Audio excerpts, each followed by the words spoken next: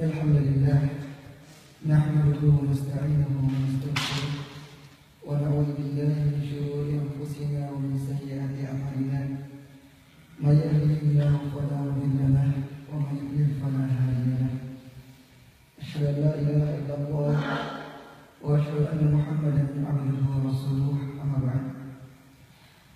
Hadirin ikhwan sekalian yang dimuliakan oleh Allah Subhanahu wa taala. Alhamdulillah, kembali kita melanjutkan pembahasan sirah nabawiyah kita yang dimana pada pekan yang lalu sempat libur dan kembali kita memulai pada pekan ini. Dan pada beberapa pertemuan yang lalu kita sudah menyebutkan beberapa hal bagaimana tindakan yang dilakukan oleh orang-orang Quraisy untuk menghalangi dakwah Islam yang dibawa oleh Nabi kita Muhammad SAW. Mereka mulai dengan yang halus, dengan ejekan. Kemudian ketika ejekan tidak berhasil, mereka pun pindah pada cara yang lain, yaitu dengan cara kekerasan. Kemudian Rasulullah mengizinkan kepada para sahabatnya untuk berhijrah. Dan pada saat mereka berhijrah, ternyata datang utusan dari orang-orang Quraisy untuk mengembalikan orang-orang yang hijrah tersebut dikembalikan ke kota Makkah. Tapi ternyata mereka juga tidak berhasil. Hingga pada akhirnya mereka pun semakin mempertajam siksaan mereka terhadap orang-orang Islam. Kemudian setelah dirasa tidak berhasil dengan cara kekerasan, mereka pun mulai dengan cara yang lebih halus lagi. Mereka menawarkan kepada Rasulullah SAW beberapa hal. Mereka menawarkan kepada Rasulullah harta. Mungkin saja Rasulullah menginginkan harta, atau mungkin saja Rasulullah menginginkan kekuasaan, atau mungkin saja ada penyakit padanya yang tidak bisa diangkat. Maka mereka menawarkan dukun untuk mengobati Rasulullah SAW. Tapi ternyata semua tawaran tersebut tidak ada yang diterima oleh Rasulullah SAW. Kemudian mereka pun belum berputus asa dan mereka berpikir bagaimana kalau Rasulullah dijatuhkan. Maksudnya adalah diberikan pertanyaan-pertanyaan yang dia tidak bisa menjawabnya. Maka mereka pun berangkat ke Madinah dan bertanya kepada ahli kitab di sana, bertanya kepada orang-orang Yahudi yang ada di Madinah. Mereka bertanya kepada orang-orang Yahudi, telah datang kepada kami orang yang mengaku nabi, dan kami tidak mempercayainya. Maka orang-orang Yahudi di Madinah mengatakan kepadanya, tanyakan kepada dia, kepada orang yang mengaku nabi ini 3 hal. Jika dia mampu untuk menjawab 3 hal ini, maka dia betul adalah seorang nabi. Namun jika dia tidak mampu menjawab 3 pertanyaan ini, maka dia adalah seorang pendusta. Tanyakan kepadanya yang pertama tentang orang-orang yang hidup pada zaman dahulu, kemudian mereka terisolir di sebuah gua dalam jangka waktu yang sangat lama. Tanyakan kepadanya siapakah mereka, orang-orang tersebut. Dan tanyakan juga tentang seorang laki-laki yang melakukan sebuah perjalanan yang sangat jauh, mulai dari sebelah timur bumi sampai pada sebelah baratnya. Tanyakan kepadanya siapakah orang tersebut. Dan tanyakan juga tentang masalah roh. 3 pertanyaan. Kemudian mereka kembali ke kota Mekah dan mereka pun bertanya kepada Rasulullah SAW ketiga pertanyaan tersebut. Dan pada saat tersebut Allah Subhanahu wa taala menurunkan surah Al-Kahfi, yang dimana dalam surah Al-Kahfi Allah Subhanahu wa taala menceritakan 3 kisah, menceritakan tentang Ashabul Kahfi. Pertanyaan pertama yang ditanyakan oleh orang-orang Yahudi, jawabannya adalah pemuda Kahfi, yang dimana mereka meninggalkan kota mereka dan mereka bersembunyi di gua dalam jangka waktu yang sangat lama. Kemudian jawaban dari pertanyaan mereka yang kedua adalah tentang kisahnya Zulkarnain. Yang dimana Zulkarnain adalah seorang pemimpin yang sudah menjelajahi bumi dari timurnya sampai ke barat. Dan ini adalah pertanyaan mereka yang kedua. Kemudian pertanyaan mereka yang ketiga adalah pada surah Al-Isra tentang roh. Ya Allah Subhanahu wa taala berfirman, "Yas'alunaka 'anil ruh."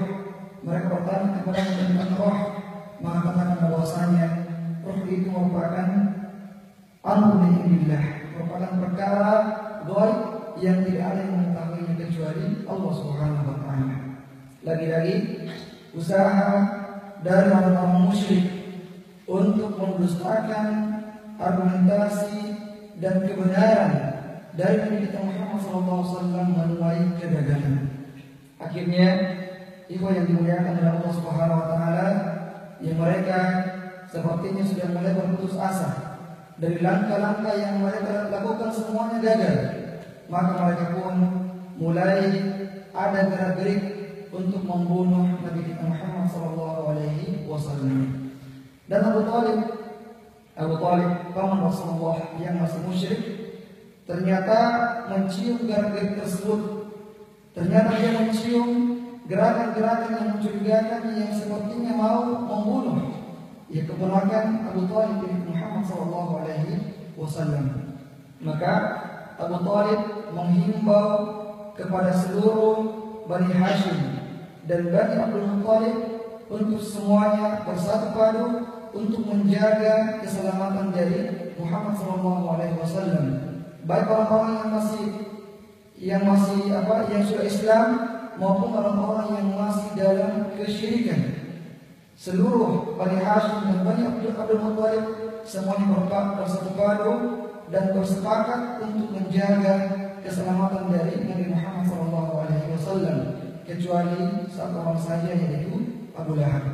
Adapun yang lainnya, yang Muslim maupun yang masih kafir, yang masih musyrik, semuanya bersatu untuk menjaga keselamatan dari Nabi Muhammad SAW. Ini menunjukkan bahwasanya orang-orang Arab dahulu memiliki loyalitas kekeluargaan yang sangat tinggi. Yang mereka memiliki loyalitas kekeluargaan yang sangat tinggi. Mereka rela untuk menjaga keluarga mereka, kerabat mereka dari bahaya meskipun tidak sesuai dengan keyakinan mereka dan kepercayaan yang mereka anut. Sehingga pada saat orang-orang musyrik melihat bagaimana kekompakan dan bagaimana persatuan Bani Hashim dan Bani Abdul Muttalib, mereka pun bermusyawarah bagaimana langkah yang mereka lakukan menghadapi persatuan dari Bani Hashim. Maka disepakatilah bahwasanya kita akan memboikot Bani Hashim dan Bani Abdul Muttalib. Tidak boleh dinikahkan putri-putrinya. Tidak boleh juga menikahkan putra-putra Abdul Muttalib dan Bani Hashim dengan putri-putri kerabat dari putri-putri suku-suku yang lain. Tidak boleh juga berjual beli dengan mereka. Tidak boleh membeli barang dari mereka dan tidak boleh menjual barang kepada mereka. Dan juga tidak boleh mengajak mereka berbicara dan tidak boleh duduk bersama dengan mereka. Ini adalah sebuah pemboikotan yang sempurna. Tidak diajak bicara, tidak ditemani duduk, tidak jual beli, dan juga tidak ada pernikahan di antara mereka. Dan pemboikotan ini ditulis di atas sebuah kertas, kemudian di atas sebuah kulit binatang, kemudian ditempel di dalam dinding Ka'bah. Ditempel di dalam dinding Ka'bah yang menunjukkan bahwasanya perjanjian ini merupakan perjanjian yang sangat serius, yang tidak boleh seorang pun untuk melanggar perjanjian ini. Dan perjanjian ini berlaku selamanya sampai Bani Hashim atau Bani Abdul Muttalib mau menyerahkan Rasulullah kepada mereka untuk dibunuh. Perjanjian ini berlaku selamanya sampai Bani Hashim atau Bani Abdul Muttalib menyerahkan Rasulullah, menyerahkan Muhammad untuk dibunuh oleh orang-orang musyrikin. Dan perjanjian ini mulai pada 1 Muharram tahun ke-7 kenabian. Mulai dari tanggal 1 Muharram tahun ke-7 kenabian, atau 1 bulan setelah Islamnya Hamzah dan Umar bin Khattab radhiyallahu taala anhuma. Ikhwas sekalian yang dimuliakan oleh Allah Subhanahu wa taala, dan pemboikotan ini merupakan sebuah kezaliman yang luar biasa, yang dimana tidak ada sama sekali makanan yang bisa sampai kepada Bani Abdul Muttalib dan Bani Hashim, dan mereka mengalami kelaparan yang sangat dahsyat. Ketika ada pedagang yang datang dari luar, Bani Hashim dan Bani Abdul Muttalib tidak mampu untuk membeli barang-barang yang datang tersebut, karena sebelum sampai ke Mekah ternyata barang dagangan ini sudah habis dibeli oleh orang-orang musyrik di luar kota Mekah, karena mereka khawatir jangan sampai ada makanan yang sampai kepada Bani Hashim dan Bani Abdul Muttalib.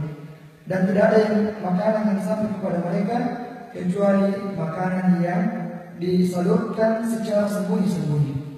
Sebagian kerabat Khadijah dan kerabat orang-orang yang terisolir ini merasa kasihan terhadap mereka, dan mereka pun menyalurkan bantuannya dengan cara sembunyi-sembunyi. Sebagian bantuan yang ketahuan kemudian diambil oleh orang-orang musyrikin, namun sebagian kecil akhirnya sampai kepada mereka, dan itulah yang kemudian dibagikan kepada orang-orang yang terisolir tersebut. Ikhwas sekalian yang dimuliakan oleh Allah Subhanahu wa taala, sampai-sampai anak-anak dan juga wanita-wanita karena sangat merasa kelaparan sampai mereka berteriak meminta bantuan kepada orang-orang musyrikin. Dan ikhwas sekalian yang dimuliakan oleh Allah Subhanahu wa taala, tidak sedikit di antara mereka yang kemudian jatuh sakit disebabkan oleh pemboikotan tersebut. Bahkan ada di antara mereka yang kemudian meninggal karena kelaparan. Namun tidak seorang pun di antara mereka yang kemudian keluar dari perjanjian mereka dengan Abu Thalib, kemudian meninggalkan Rasulullah di tempat tersebut, tapi semuanya bertahan. Meskipun mereka harus kelaparan, meskipun ada di antara mereka yang harus meninggal dunia, tapi tidak satu pun di antara mereka yang kemudian meninggalkan tempat tersebut dan bergabung dengan orang-orang musyrikin. Ini juga menunjukkan betapa mereka sangat menjunjung tinggi yang namanya sebuah kesepakatan. Karena mereka sudah sepakat terhadap sebuah perkara, mereka akan menjunjung tinggi yang tersebut dan tidak akan melanggar dari apa yang telah mereka sepakati sebelumnya. Hingga pada akhirnya pada tahun ke-10 kenabian, pada bulan yang sama, bulan Muharram, beberapa orang-orang musyrikin sudah semakin tidak tahan dengan perjanjian yang buat tersebut. Hingga akhirnya mereka mengatakan di hadapan khalayak yang ramai, wahai orang-orang Quraisy, apakah kalian tega? Kalian bisa makan makanan yang enak, kalian bisa minum dengan sepuasnya, kemudian membiarkan Bani Hashim dan Bani Abdul Muttalib kelaparan dan mereka kehausan dan mereka sakit. Apakah kalian tega melihat mereka dalam keadaan yang seperti itu? Sungguh ini merupakan sebuah perjanjian yang sangat zalim. Dan mereka pun bertekad untuk mengambil sahifah atau lembaran yang ditulis perjanjian tersebut dan menghancurkannya.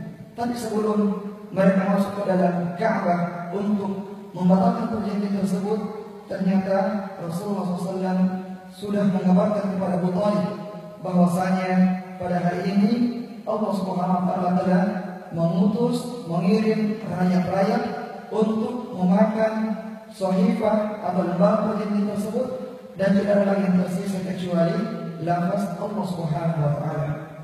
Dan Abu Thalib datang kepada mereka, kepada orang-orang Quraisy, dan mengabarkan kepada mereka bahwasanya sesungguhnya saya diutus oleh keponakan saya Muhammad mengabarkan kepada kalian bahwasanya lembaran tersebut sudah habis dimakan oleh rakyat kecuali lafaz Allah Subhanahu wa taala. Maka saya menawarkan kepada kalian, jika sekiranya apa yang dikatakan oleh kebenaran saya ini benar, maka batalkanlah perjanjian ini. Dan jika apa yang dikatakan oleh kebenaran saya ini salah, tidak benar, maka saya akan menyerahkan kebenaran saya kepada kalian untuk kalian bunuh. Dan orang-orang Quraisy, orang-orang musyrik menyepakati apa yang ditawarkan oleh Abu Thalib. Dan ini merupakan sebuah tawaran yang sangat adil bagi mereka. Kalau perjanjiannya, kalau apa yang dikatakan oleh Muhammad salah, maka Muhammad akan diserahkan kepada mereka untuk dibunuh. Namun jika apa yang dikatakan oleh Muhammad benar, maka mereka harus membatalkan perjanjian mereka tersebut.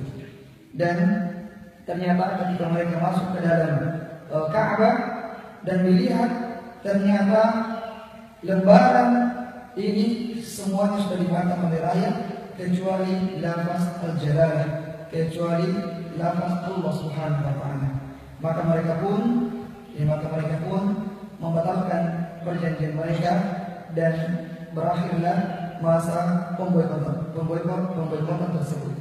Dan yang aneh, jamaah sekalian yang dimuliakan oleh Allah Subhanahu wa taala, karena setelah mereka melihat tanda kebenaran dari Nabi kita Muhammad SAW, ternyata mereka juga tidak beriman kepada Rasulullah SAW.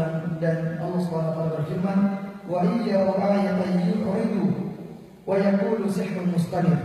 Dan ketika mereka melihat tanda kebenaran Nabi Muhammad SAW, mereka mengatakan ini merupakan sebuah sihir yang berkelanjutan. Jadi bukannya mereka beriman kepada kebenaran Nabi Muhammad SAW, bahkan mereka mengatakan ini adalah sihir yang berkelanjutan. Mereka menganggap apa yang ditawarkan oleh Rasulullah itu bukan sebuah mukjizat, tapi mereka menganggap ini merupakan sebuah sihir yang datang yang dilakukan oleh Rasulullah SAW. Ibu sekalian yang dimuliakan oleh Allah Subhanahu wa taala, kemudian beberapa bulan setelah berakhirnya masa pemboikotan, tepatnya pada bulan Rajab, di tahun yang sama, Abu Thalib sakit dengan sakit yang parah. Karena setelah keluarnya dari masa pemboikotan, Abu Thalib umurnya sudah 80 tahun, sudah sangat tua renta. Ditambah lagi dengan pemboikotan, kadang makan, kadang tidak makan, kadang ini, kadang tidak minum, hingga akhirnya dia pun jatuh sakit. Dan pada saat sakit, datanglah orang-orang Quraisy, pemuka-pemuka Quraisy seperti Abu Jahal dan Sufyan dan Abu Sufyan dan Utbah bin Rabi'ah, Syaibah bin Rabi'ah, datang kepada Abu Thalib, menawarkan kepada Abu Thalib, wahai Abu Thalib, jika kami sudah melihat bagaimana kondisimu dan kamu sudah mengetahui bagaimana apa yang terjadi antara kami dengan keponakan Nabi Muhammad SAW, maka kami akan menawarkan beberapa hal kepada keponakanmu dan kami harap keponakanmu menerima apa yang kami tawarkan kepadanya. Maka dipanggillah Rasulullah, kemudian di sana di rumah Abu Thalib, ada Rasulullah, ada pemuka-pemuka Quraisy tersebut, dan pemuka-pemuka Quraisy ini menawarkan beberapa hal kepada Rasulullah SAW agar kiranya Rasulullah meninggalkan dakwahnya. Kemudian Rasulullah menawarkan, kata Rasulullah, wahai pamanku, saya akan menawarkan satu kalimat saja kepada mereka, yang dimana jika mereka mengatakan kalimat ini, mereka akan menguasai bangsa Arab secara keseluruhan dan juga di selain bangsa Arab. Mereka akan menguasai semuanya. Maka orang-orang musyrik ini mengatakan, apa tawaranmu wahai Muhammad? Kata Rasulullah, katakanlah asyhadu an la ilaha illallah wa asyhadu anna Muhammadar Rasulullah, maka dengan kalimat tersebut kalian akan menguasai seluruh bangsa Arab dan juga di sekitarnya. Tapi orang-orang Quraisy mengatakan, ya sungguh celaka wahai Muhammad, apakah kamu akan menjadikan Tuhan-Tuhan yang banyak menjadi Tuhan yang satu saja? Mereka kaget dan mereka heran dengan tawaran Rasulullah. apakah kamu Muhammad akan menjadikan Tuhan-Tuhan yang banyak menjadi Tuhan yang satu saja? Tidak. Berkenaan dengan hal ini Allah Subhanahu wa taala berfirman, "Aj'al al-alihata ilahan wahidan?" Ya, apakah mereka, apakah kamu akan menjadikan Tuhan-Tuhan yang banyak itu sebagai Tuhan yang satu?